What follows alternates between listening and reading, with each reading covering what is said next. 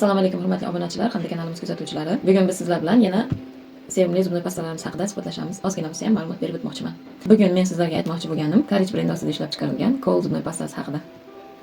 Bu pastamiz dengiz o'tlari ekstraktlaridan tashkil topgan futursiz tish pasta hisoblanadi.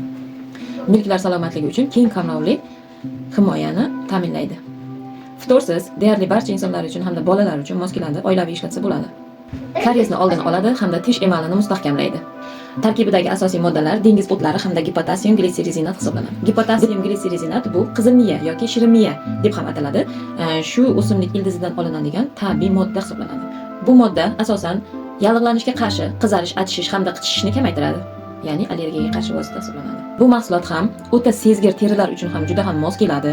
Allergiyasi kuchlilar uchun ham, qand kasali borlar uchun ham bizning pastalarimiz tarkibida tabiiy shakar ishlatilmagan. Har doim shakar o'rnini bosuvchi shirinlashtirilgan moddalar ishlatilgan. Shuning uchun qand kasali borlar bemalol qo'rqmasdan bizning pastalarimizni ishlatishingiz mumkin.